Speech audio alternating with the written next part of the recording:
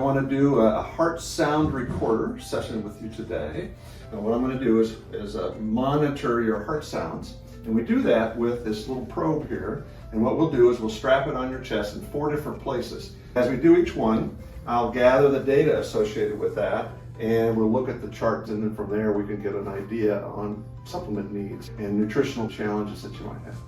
Okay. So the first thing we want to do is gather your blood pressure here, and the pulse ox. There we go. And we'll get that started. Heart rate running at 65. That'll be 97. There's 4 valves. There's a mitral valve, a tricuspid valve, an aortic, and a pulmonic. So I need to put this in 4 different places. And so what we'll do is we'll put it right about here. We'll see what the chart looks like. Now that was the mitral valve, so we'll just move this right in the middle of the chest there. That is the tricuspid. Okay. Is the next valve we're going to take a look at.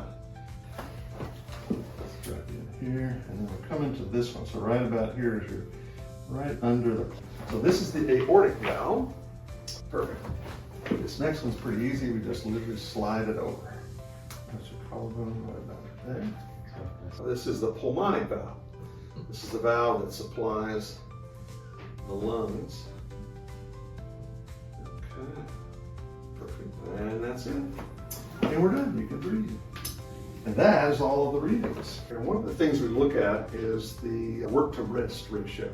So how is the heart beating? So this is the mitral valve. What we try to do is measure these little calipers. And we're looking for around a 2. So it's a little fast, but not significant. If it was closer to 1, a 1 to 1, you'd hear a tic-tac rhythm. You know, that becomes a problem. And if it's too long, we look at that. If the rest cycle was closer to 1 to 1, you can see here it's really short and really short.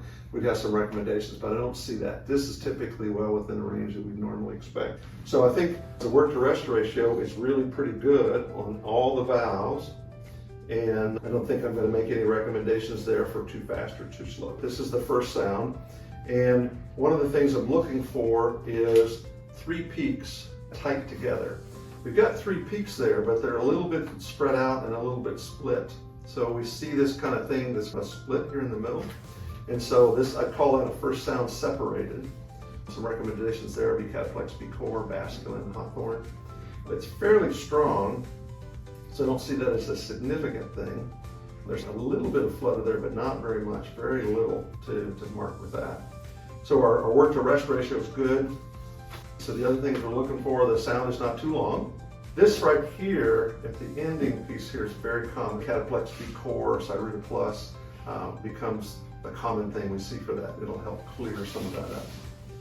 So with that, let's see. So we don't have any disturbance before. We don't see much there on any of the valves. I don't see a real jagged, so it's fairly calm. We don't see a lot of noise in it. That's good. This is the aortic, the high second sound that has to do with blood viscosity.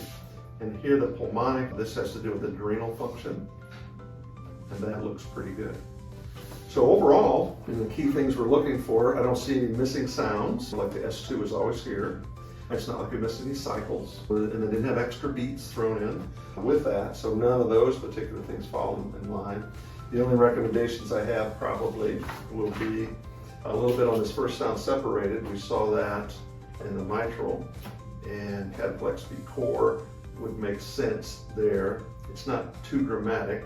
I didn't see motor conductivity, the sound's not too long. S2, we saw a little bit of S2, we didn't see it dramatically higher, so it may be something in the aortic. You may want to consider a soybean lecithin and perhaps a protofood, because what happens is it's how the blood is managed, and if there's a lot more high levels of fat in the blood or high levels of protein, it tends to thicken it, and that's where we'll see that particular shape show up. So that would be the only recommendation there. The pulmonic I think is good. Let's take a look at full aortic. And there, I only see it occasionally here, this little bit of a blip in front, but not consistently. It only happens in a few places.